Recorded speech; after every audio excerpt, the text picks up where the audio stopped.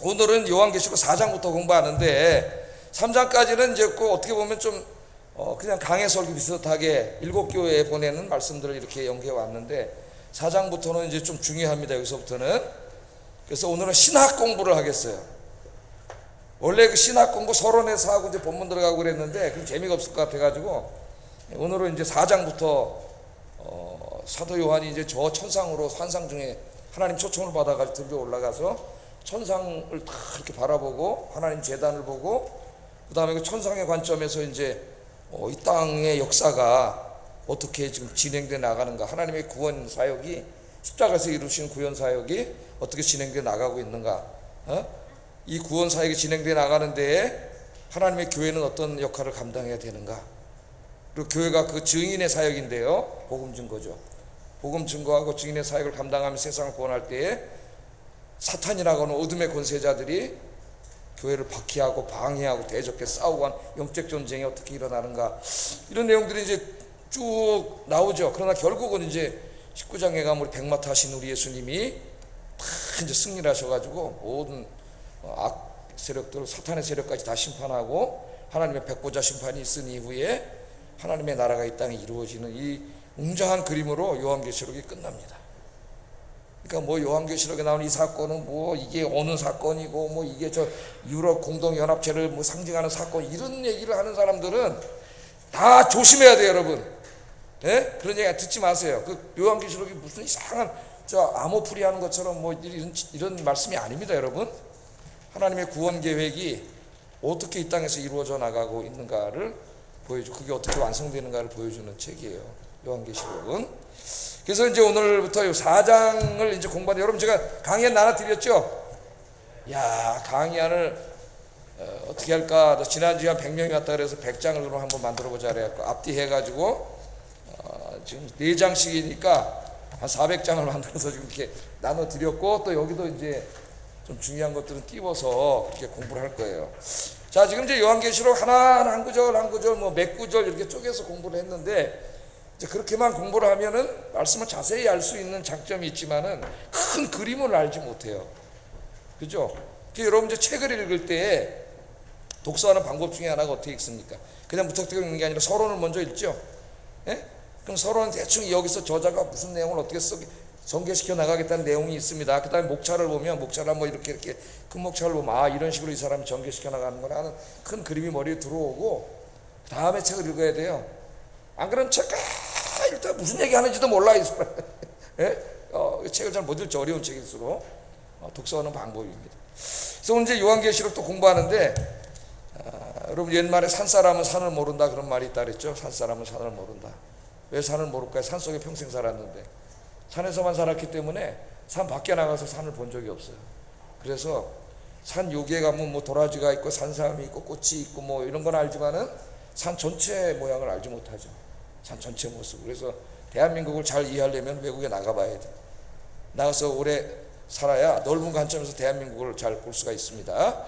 성경도 마찬가지예요. 너무 이렇게 이제 우리가 한 구절 한 구절 보다 보면은 그런 장점이 있지만은 전체 그림, 요한계시록 도대체 뭐를 얘기하고자 하는 것인지 알지를 못하고, 제가 강의 설교할 때는 보통 서론에서 얘기는 해줘요. 전체 이사야서는 예를 들어서 뭐 이런 내용입니다. 근데 이제 한 구절 한 구절 들어가면 다 잊어먹고, 그렇게 성경을 읽으니까 하나님이 지금 66권의 성경을 주셔가지고 각 성경마다 하나님 전하고자 하는 분명한 메시지가 있는데, 그걸 다 알고 신앙생활하는 사람은 몇 명이나 될까요?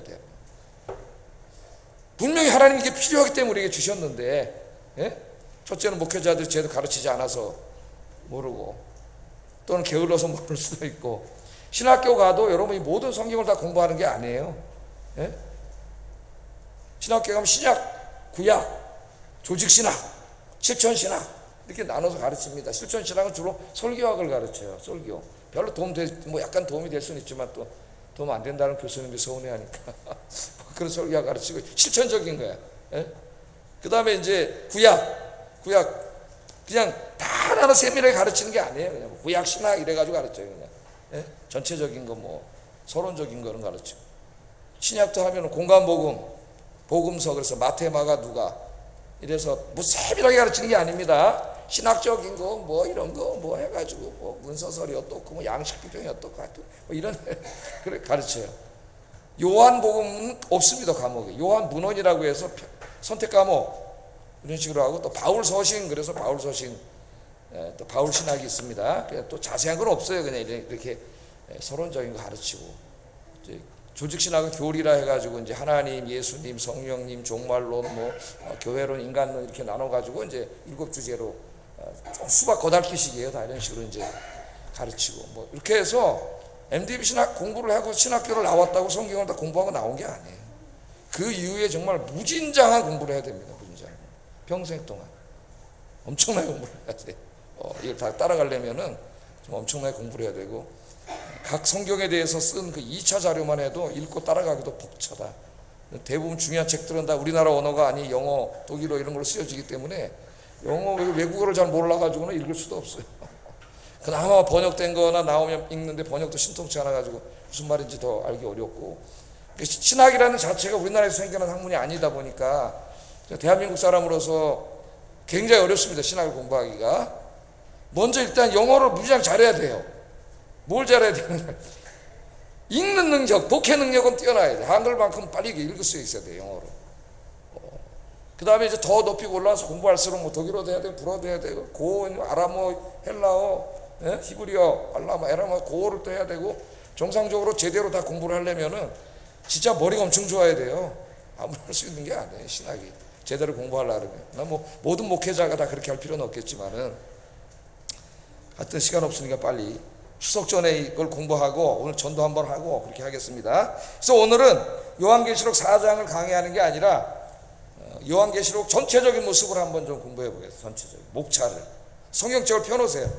성경책 펴면서 할 거예요. 보면서. 난 성경책과 상관없이 그냥 신학책 몇 가지 보고 하는 걸 제일 싫어해요. 성경 공부를. 그래서 요한계시록 전체 스트럭처, 구조를 한번 보겠습니다. 구조를. 여러분 제가 나눠드린 요런 거 있죠? 요런 거. 요거 내가 만드느냐고 어제 애먹었어요. 여러분 한눈에 보게 하려고. 여기 이제 띄워보세요 한번. 이렇게 잘 만들었습니다. 아주. 자, 요한계시록 전체 모습을 한번 우리가 공부를 하겠는데, 여러분도 그 앞에 펴놓고, 일단 요한계시록 1장부터 3장까지 공부했습니다. 그 구조는 그렇게 어려운 게 없어요. 그죠?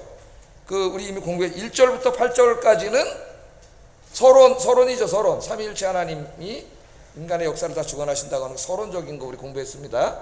1절부터 8절. 여기는 이제 서론 그런 걸 4장부터 해놨어요. 그림에는. 그 다음에 이제 1장 9절부터 3장 22절까지는 7교회 보내는 예수님의 메시지. 우리가 이제 하나하나 공부해 왔잖아요. 그죠? 그래서 제일 먼저는 부활하신 예수님에 대한 환상이 나오고, 여러분 이거 교재를 보세요. 이거 제일 앞에 있죠? 예? 배운 거는 그냥 빨리 지나가는 거예요. 그 다음에 이제 2장 1절부터 3장 22절까지는 7교회에 보내는 편지. 그래서 이걸 우리가 2달 동안 공부를 해왔어요. 그죠? 한 교회 특징들을 다 공부하고, 소아시아에 있는, 지금 저 튀르키예에 있는 7교회인데 7교회에 보내는 편지지만 사실은 이제 오늘 우리들에게 보내는 편지죠. 예수님께서 그 말씀을 우리가 다 공부해 왔습니다. 칭찬받은 교회도 있고, 책망받은 교회도 있고, 책망만 받은 교회도 있고, 칭찬만 받은 교회도 있고, 그렇죠? 예? 그 말씀에 비추어서 나는 지금 어떤 모습인지 우리가 이런 것들을 한번 생각하면서 기도했습니다. 자, 그까지는 우리가 공부를 했고, 그 다음에 이제 4장부터 보세요. 4장부터 보면은 4장 1절에 뭐라 그래? 이 일 후에, 그렇죠? 이 일 후에 내가 보니, 봤습니다. 눈으로. 내가 보니 하늘에 열린 문이 있는데, 우리 지붕이 있어서 하늘을 못 보는데, 하늘을 보시면은 하늘에 문이 있어요? 그냥 하늘이죠. 뭐 오늘 아주 날씨가 아침에는 파란 하늘인데 그냥 하늘만 보이죠. 그런데 이날 요한은 하늘의 문을 봤습니다. 문이 있는데 열려 있어요. 그러니까 하나님 나라의 천국의 문, 열린 문을 본 거예요. 저에게 설교를 많이 들으시면 우리 성도님들은 무슨 말 하는지 알 거예요. 하나님의 나라, 하나님이 계신 하나님의 나라와 인간이 있는 우주, 지구라고 한번 해봅시다. 인간의 땅은 이렇게 동심원으로 겹쳐 있다 그랬죠? 동심원으로. 원래는 하나였어요. 타락하기 전에는. 하나님 나라와 인간의 나라. 근데 인간이 죄지면서 하나님의 나라와 인간의 나라가 이렇게 떨어져 나갔는데, 죄 때문에 완전히 이렇게 떨어져 있는 게 아니라, 그럼 우리 인간은 소망이 없는 거예요. 이렇게 동심원으로 겹쳐 있습니다. 그래서 구약 성경을 읽어보면 하나님의 나라와 인간의 나라가 동심원으로 겹쳐 있는 그곳, 하나님 나라와 인간의 나라가 만나는 그곳이 성전이에요. 성전. 그래서 성전은 하나님의 발등상, 에스겔 1장에 하늘 보좌에 앉아 계신 하나님의 발이 지상 성전에 내려와 있는 모습이에요. 에스겔 1장에 그렇게 표현을 하고 있습니다. 하나님의 발등상이라 했습니다. 그래서 성전은 하늘에 계신 하나님이 인간이 살고 있는 이 땅에 임재해 계신 곳이에요. 임재해 계신 곳이 성전입니다. 근데 이제 우리 육안으로는 보이지 않죠? 예? 근데 이제 어느 날 요한이 보니까 그 하늘, 그곳에 열린 문을 봤습니다. 하늘 문이 열렸어요. 인간의 세상만 있는 줄 알았던데 하나님의 세상이 있는 거죠. 성경에서 말하는 하늘이 나오고 땅이 나오는데, 성경에서 말하는 하늘은 물리학적인 공간이 아닙니다. 물론 그걸 말할 때도 있지만 대부분은 하나님이 계신 공간이에요. 하나님. 그리고 우리 먼저 가신 성도님들이 계신 낙원이라고 그러죠. 공간이고, 땅은 이 하나님 창조하신 세상을 말해요. 땅을 말합니다. 그러니까 신학적인 공간이에요. 신학적인 공간. 그래서 하나님이 계신, 이제 우리 요한계시록 하면서 공부해 나갈 거니까 뭐 지금 잘 이해가 안 돼도 뭐 할 필요는 없어요. 이제. 그래서 하나님이 계신 곳과 인간에 있는 사는 땅이 이렇게 동심원으로 만나고 있는데, 그 만나는 곳이 성전이고, 신약시대에 오면 예수님이 내가 성전이라 그랬잖아요. 예? 그래서 성전을 홀라 3일 만에 내가 다시 지으리라 했더니, 네가 지금 성전 지금 42년이고 앞으로 40년 더 집니다. 그 성전이. 이 성전을 네가 3일 만에 짓는다고? 요한복음 2장에 나오죠. 그때 요한이 뭐라 그랬어요? 성전된 자기 몸을 가리켜 하신 말씀이라 그랬습니다. 그래서 신약시대의 성전은 그 성전에 계시던 하나님이 인간의 세상으로 오셨어요. 직접. 그분이 예수님이에요. 그래서 신약시대에는 하늘과 땅이 만나는 곳이 이제는 저 예루살렘 성전이 아닙니다. 누구 안에서 하늘과 땅이 만나요? 예수님 안에서 하늘과 땅이 만나요. 그래서 여러분이 예수님의 안에 있을 때, 성경에 이제 예수님 안에 있다는 게 굉장히 중요한 주제인데, 예수님 안에 있을 때 그것이 하늘과 땅이 만나는 곳이에요. 하나님이 임재해 계신 곳. 여러분이 예수의 이름으로 기도하고 예수의 이름을 찬양하고 예수의 이름으로 예배하는 그곳, 오늘 이 예배, 이곳이 바로 하늘과 땅이 만나는 곳이에요. 그래서 제가 아침에 설교할 때 하나님의 영광이 임재해 계신다는 거예요. 할렐루야. 예. 자, 열린 문을 봤습니다. 하여튼 요거는 요한계시록 계속 나오기 때문에 하면서 계속 제가 이제 관계 본문이 있을 때마다 설교를 할 거예요. 내가 들은 바 처음에 내게 말하던 나팔 소리 같은 그 음성, 1장에서 공부했죠. 그 음성 누구예요? 예수님이잖아요. 부활하신 예수님. 그 음성이 이르되 이리로 올라오라. 여기 주천에서 굉장히 중요합니다. 이리로 올라오라 해서 이단이 다 생겨나요. 이상한 종말놈들이. 이리로 올라오라. 누구 보고 올라오라 그랬어요? 요한입니다. 주어가 요한이에요. 예? 부활하신 예수님이 요한 보고 이리로 올라오라. 이거 잊으면 안 돼요. 이거 지금 정신 차려야 돼요. 왜냐하면 여기서 이제 세대주의 종말론 이런 게 다 나와요. 휴거니 뭐 이런 게 다 나와요. 그렇기 때문에 이 말씀을 잘 알고 있어야 돼요. 그 이제 잘못된 종말론자들이 여기 보세요. 올라오라 그랬잖아요. 하늘로 이러면서 휴거라고 얘기를 해요. 그렇기 때문에 여러분이 아니라고 얘기할 수가 있어야 돼. 이제 스마트한 기독교인이 되라 그랬죠. 스마트한 기독교인. 야, 이리로 올라오라. 이후에 마땅히 일어날 일들을 내가 내게 보이리라. 이렇게 하면서 이제 이 요한 묵시록이 시작됩니다. 보여주는 거죠. 요한에게. 어디에 올라오라는 데가 어디예요? 하나님이 계신 하늘이에요. 하늘의 문이 열렸잖아. 예? 인간은 갈 수가 없어요. 이 하늘에 열린 문 안으로 초청을 받은 거예요. 이 낙원으로 하나님 나라로 초청을 받은 사람은 이 사도 요한, 또 누가 있을까요? 엘리야하고 에녹은 죽지 않고 올라갔고, 그리로 사도 바울이 내가 3층 저 하늘을 봤다고 할 때에 3층 저 하늘이 바로 낙원입니다. 사도 바울 그 정도 체험을 한 사람이죠. 자, 그래서 여기에 이제 이리로 올라오라 그래가지고 요한이 이제 그 환상 중에 올라가게 되는데, 지금 이제 우리나라에 존재하는 모든 그 잘못된 종말론을 종말론의 뿌리를 세대주의 종말론이라고 하는데 이 사람들이 이 사건을 교회 휴거 사건으로 보고 있어요. 교회 휴거. 좀 이따 이제 그림 뒤에 또 나와요. 제가 다 준 종이에 교회 휴거 사건이 나와서 4장부터 교회는 신실한 성도들을 말합니다. 성도들은 휴거에서 하늘로 올라가. 이때 예수님이 재림하신다는 거예요. 그러니까 예수님이 재림하셨는데 땅에는 안 내려오셔요. 저 공중재림이라 그래요. 공중재림하시는데 이걸 지금 증거본문으로 사용합니다. 그래서 올라가 성도들이. 여러분 이제 옛날에 휴거라는 비디오 이런 거 보면 어때요? 밥 먹고 있는데 엄마만 올라가고 이 집은 아버지가 믿음이 좋아서 아버지만 올라가고 뭐 이러잖아요. 예? 또 left behind 남겨진 사람들이라는 그 책에도 그런 내용이 나와요. 이게 이제 다 잘못된 종말론들인데 그 휴가돼서 올라가면은 이 땅에서 이제 구원받지 못한 성도들 교회는 다녔지만 그냥 건성으로 왔다 갔다 하는 사람들. 제가 말하는 건 지금 잘못된 종말론을 말하는 거예요. 여기 또 이것만 듣고 있다가 남은 사람들은 남아. 그래가지고 요한계시록 6장부터 이제 19장까지 7 인재앙, 7 나팔재앙, 7 대접재앙이 나오는데 이 모든 재앙이 7년 동안 7년 대환란 때 벌어지는 재앙이라 그래요. 그러면 신실한 성도들은 이미 공중에서 예수님께 불려 올라가 있잖아요. 휴거됐잖아요. 거기서 공중에서 7년간 혼인잔치를 열고 있어요. 그러면 이 땅에서는 뭐가 있어요? 7년 대환란이 일어난다는 거예요. 7년 대환란. 구원받지 못한 사람들, 이런 사람들이 7년 대환란 일어나고 7년이 다 차면은 예수님이 지상재림을 하셔서 이 땅에서 천년왕국이 이루어진다. 지금 이해가 안 돼도 좀 이따 도표를 다 그려서 가르쳐 드릴 테니까 대략 듣고 계세요. 천년왕국이 이루어진다래요. 근데 천년왕국이 우리가 기다리는 천국이 아닙니다. 인간의 역사 속에서 이루어지는 천년왕국. 그리고 문자적인 천년왕국이 있다는 거예요. 그렇게.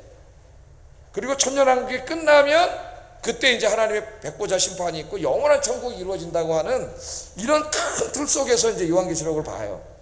그러면 요한계시록 4장의 사건은 아직 안 이루어진 사건이에요. 좀 이따 공부하겠지만 이런 사람들을 미래주의자라고 그러는데 이제 어느 날 갑자기 이루어질 겁니다, 여러분. 이 사람들의 의견에 의하면 그 영화에서 나오는 것처럼 여러분 어느 날 집에 가서 이제 자고 있는데 아침에 일어나보니까 엄마가 없어. 엄마! 여보! 엄마가 없어. 한 달을 기다려도 안 와. 휴거된 거예요, 휴거. 그래서 엄마 혼자 믿음이 좋아가지고 휴거되고 이 땅에서 구원 못 받은 나머지는 7년 대환란을 겪어야 되고 거기에 나오는 게 뭐 666이니 또 뭐 나와요? 뭐 여기다 베리스탄치 뭐지? 이런 거 안 하면 뭐 구원을 못 받는 이 온갖 이게 이제 다 7년 대환란 때 이루어진다는 거예요. 그런 식으로 이제 성경을 해석하는 큰 틀을 가지고 있는데 이것이 세대주의 혹은 미래주의자들의 잘못된 종말론입니다. 그래서 그게 아니라는 걸 이제 한번 이제 우리가 공부를 할 거예요. 지금 공부하고 다시 그것도 볼 겁니다. 자, 4장부터 여러분 이제 그 그림도 보면서 아까 그림 계속 펴놓으세요. 이제 이 말씀을 보면은 4장하고 5장은 하나님이 이리 올라오너라. 누가 올라왔어요? 교회가 올라간 게 아니고 구원받은 성도가 올라간 게 아니잖아. 여기 주어가 분명히 있잖아요. 누구예요? 요한이잖아. 그거 하나만 얘기해줘도 그 사람들이 아이고 이거 엉터리네. 그 말아야 되는데 설교할 때 딴성 부리고 있다가 이 몰라 이거를 자꾸. 누구를 올라오라는 거야? 요한을 올라오라는 거지. 무슨 교회가 언제 올라갔어요 여기에?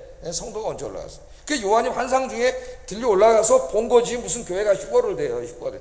말도 안 되는 얘기죠. 그렇게 강조해도 또 잊어먹어서 이게 무슨 말이었는지 이제 그러면 안 됩니다 여러분. 이것만 알아도요 잘못된 종말론 책 읽으면 금방 알아. 딱 보여. 키워드가 있기 때문에 탁 보여요. 자, 요한이 올라갔습니다. 그래서 천상에 올라가서 우리는 볼 수 없죠. 지금 하나님이 계신 곳, 이곳에는 하나님 나라가 완전히 다 이루어져 있어요. 이 땅에는 안 이루어져 있죠. 그래서 예수님이 뭐라고 기도하라 그랬어요? 뜻이 하늘에서 이루어진 것처럼 다 이루어졌잖아요. 이제 그 하나님의 나라가 땅에서 이루어지기를 원합니다. 우리가 아침마다 주기도문 하잖아요. 그렇게 기도하는 거예요.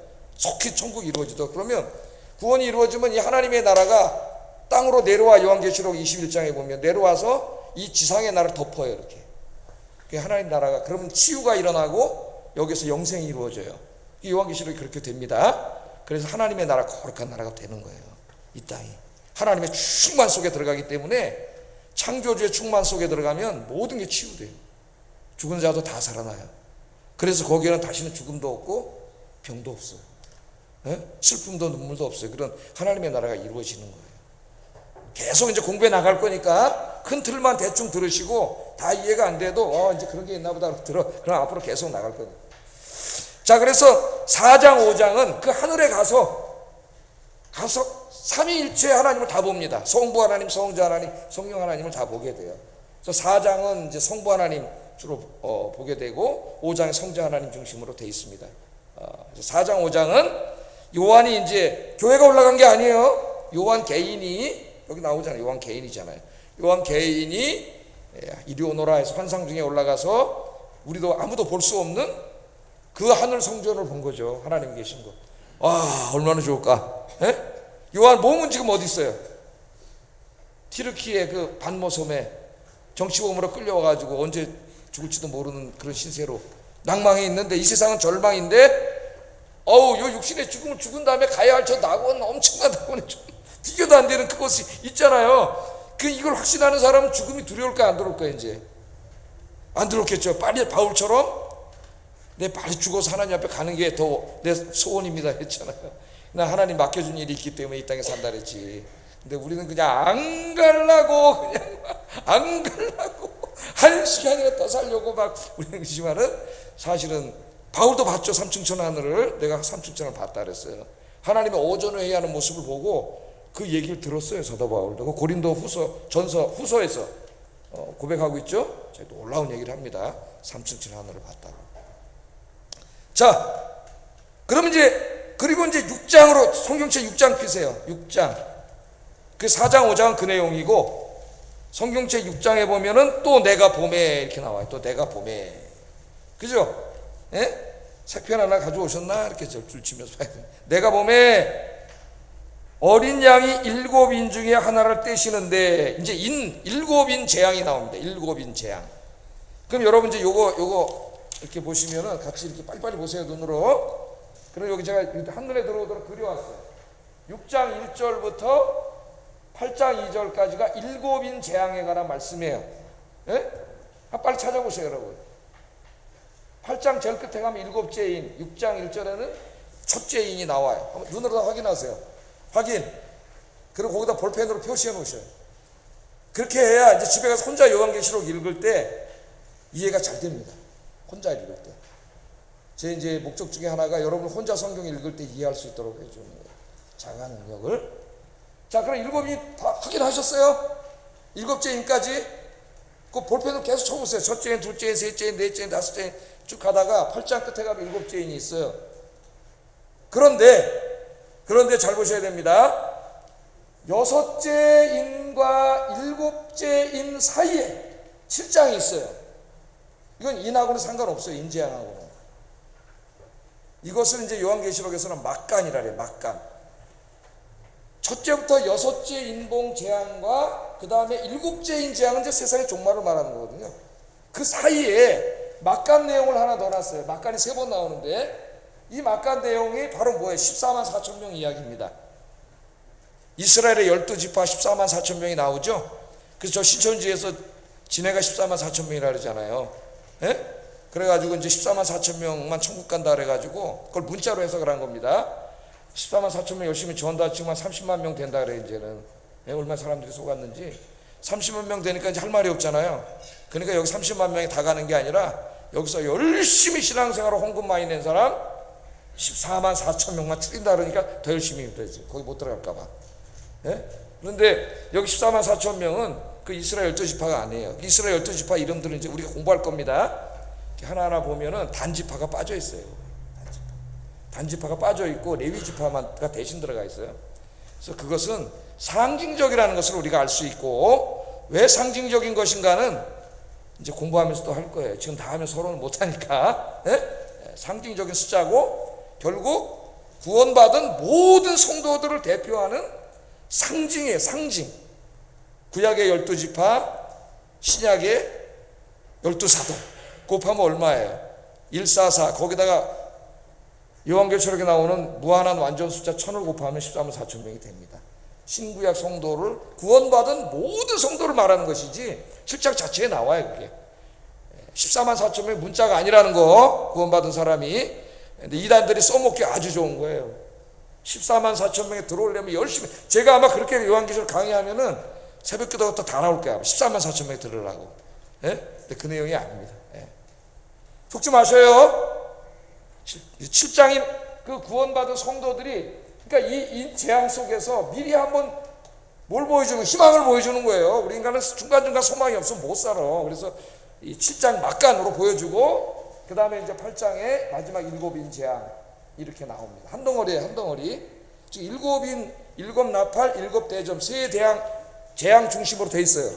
19장까지가. 자, 여기까지 됐죠? 이해가 됐어요, 안 됐어요?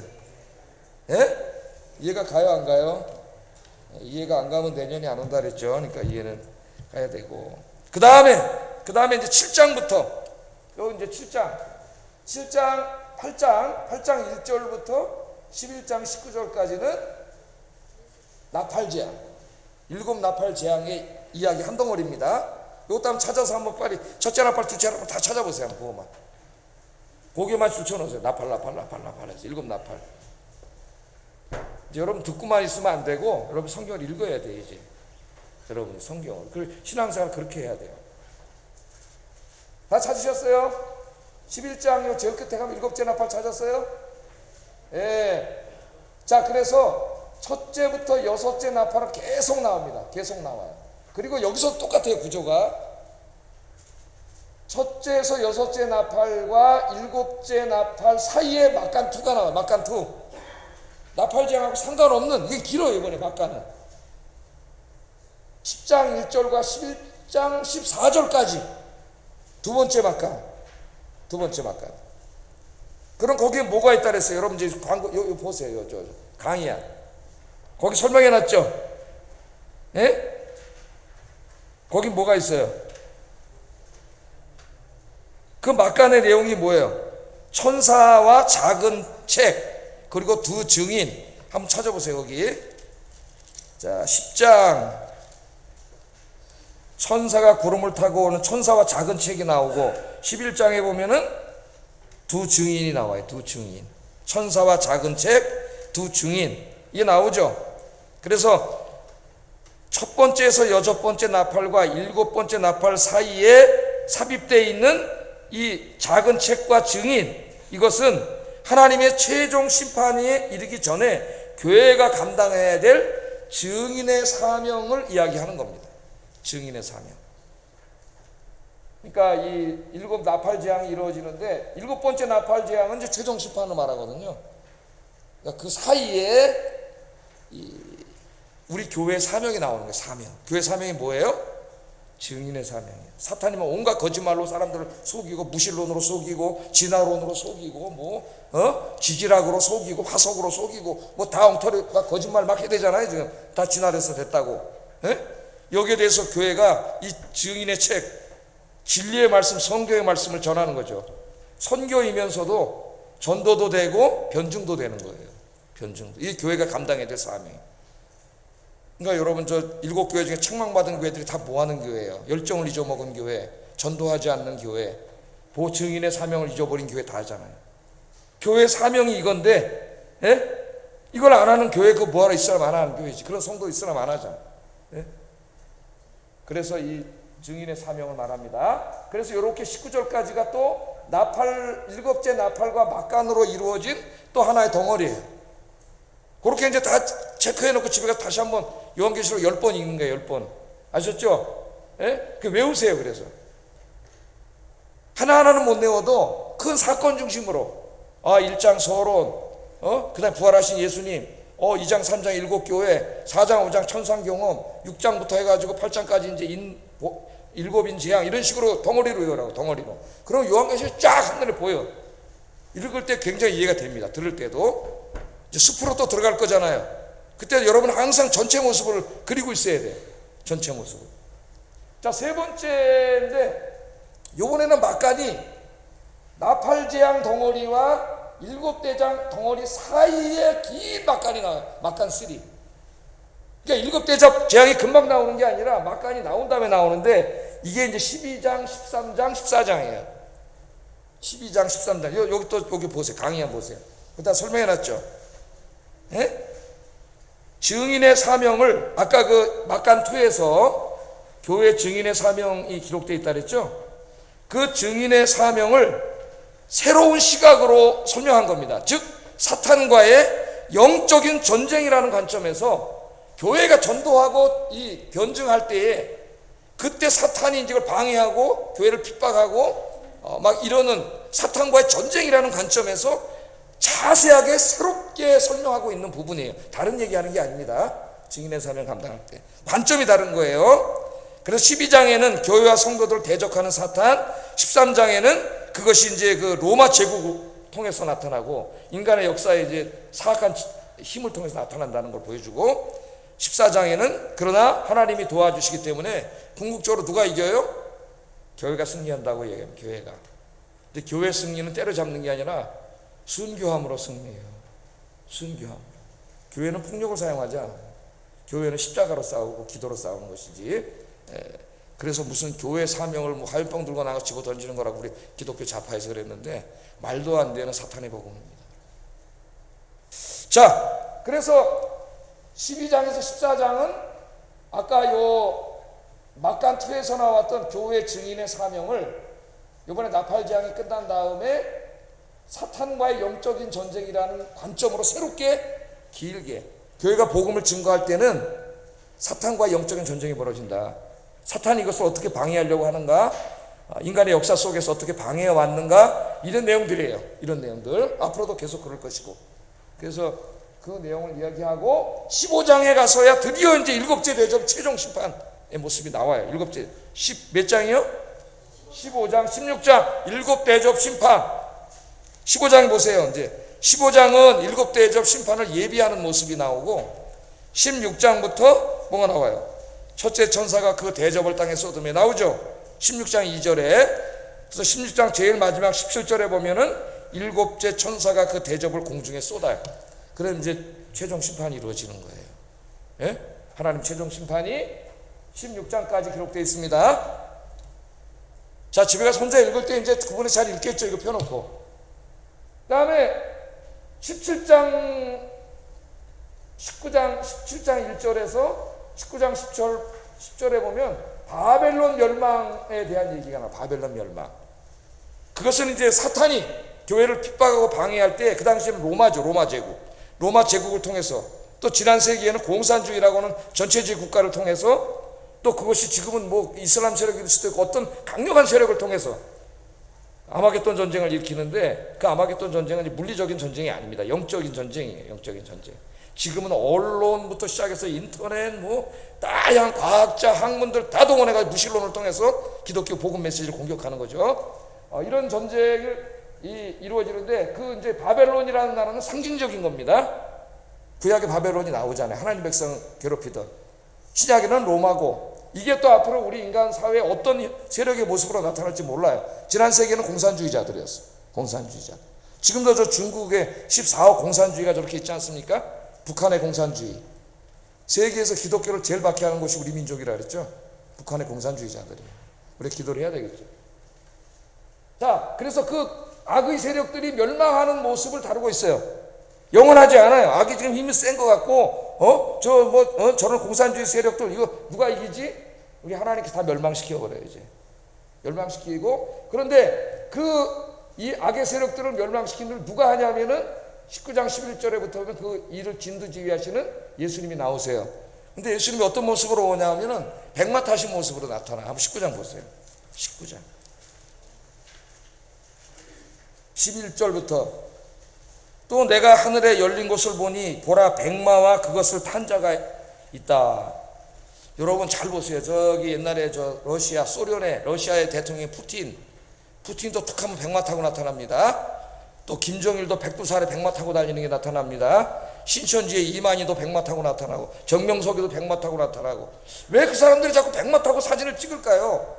이만희가 나는 예수님은 아니고 참된 목자고 뭐 보혜사 형이 이만 뭐 그런 사람이고 이렇게 얘기한다는데 왜 백마를 자꾸 탈까 이 사람들이? 19장에 나오는 인간의 역사를 최종 심판하고 구원하는 예수님을 어떻게 한 거예요? 지네가 그 모습을 갖춰갖고 내가 재림 예수다 이 메시지를 주고 있는 거예요. 백마 괜히 타는 게 아니에요, 여러분. 19장에 있는 예수님의 모습을 패러디하는 거예요, 자기들이. 아셨죠? 김정은이도 지가 백마 타잖아. 저기가 내가 메시아다. 저 푸틴도 내가 메시아다. 다 하나님의 심판을 받아 지옥에 갈 놈들입니다. 내가 메시아다 그러는 거예요. 그리고 이제 20장 그 계시록 심판에서 제일 문제가 되는 이제 20장을 제가 사탄의 심판이라 그랬는데 여기 이제 천년왕국이라는 단어가 처음 나옵니다. 천년왕국. 그 천년왕국은 7년 대환란 이후에 진짜 이 땅에서 이루어지는 문자적인 천년왕국이 아니에요. 그런 날은 없어요. 좀 이따 이제 제가 그걸 설명을 할게요. 이것은 20장 1절에서 10절은 하여튼 사탄을 심판한다는 관점에서 다시 한번 간단하게 이걸 다 조망하고 있는 말씀입니다. 그리고 이제 20장 11절 15절에 가면은 하나님의 백보자 심판, 최후 심판이 나와요. 우리 기독교는 인간의 역사가 계속 지속된다고 믿지 않습니다. 인간의 역사는 인간이 하는 짓이 죄 짓는 것밖에 없잖아요. 여기 하나님의 심판이 있어요. 한번 찾아보겠습니다. 20장 11절 15절.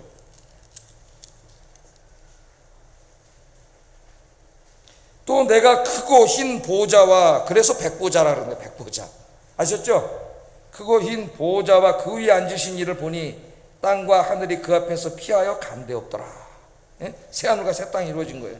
그래서 또 내가 보니 죽은 자들이 큰 자나 작은 자나 그 보좌 앞에 서 있는데 책들이 펴 있고 또 다른 책이 펴졌으니 곧 생명책이라. 하나님 앞에 죽은 자들이 자기 행위를 따라 책들에 기록된 대로 심판을 받은 그 모든 사람은 하나님의 백보자 심판대 앞에 서게 되어 있습니다. 그래서 그 책에 여러분의 한평생이 기록되어 있어요. 근데 뭐에 따라 심판을 받는다래요? 한평생 살아온 게 다 기록되어 있다니까? 그 살아온 대로 심판을 받는다래요. 만약 그렇게 심판을 받으면 우리가 구원받을 사람 하나도 없을 거예요. 그러나 그 가운데서 예수 그리스도의 십자가의 은혜로 구원받은 사람은 주님이 그 십자가에서 대신 우리의 죄를 담당하셨기 때문에 그 죄가 용서된 상태로 나타나. 그래서 구원받는 거지. 우리가 무슨 의로운 사람에서 구원받는 게 아니에요. 그러나 예수 믿지 않은 사람 구원받을 길이 없어요. 죄값을 다 받을 거예요. 그리고 이제 21장으로 넘어가면은 21장, 22장은 드디어 그 하나님의 나라가 이 땅에 임하는 모습입니다. 21장에는 새하늘과 새 땅을 바라본다 그랬죠? 마치 신부가 신랑을 위해 단장한 것처럼. 여성이 태어나서 제일 아름다운 날이 어느 날입니까? 결혼식 하는 날이죠. 면사포를 쓰고 화장을 하고 딱. 그러니까 우리 딸들 습관 때 보니까 한 달 전부터 밥을 잘 안 먹더라고요. 그날 이쁘게 나와야 된다고. 그래가지고 딱 사진을 찍고, 야 그거 하루 사진 찍으려고 왜 고생을 하냐. 그 딱 이쁘게 나오잖아요. 가장 아름다운 하나님의 나라가 임해. 그 나라는 어떤 나라예요? 가끔 제가 읽어드리죠. 소망 갖고 살으라고. 그 나라는 뭐가 없어요? 자 여기 21장 한번 보세요.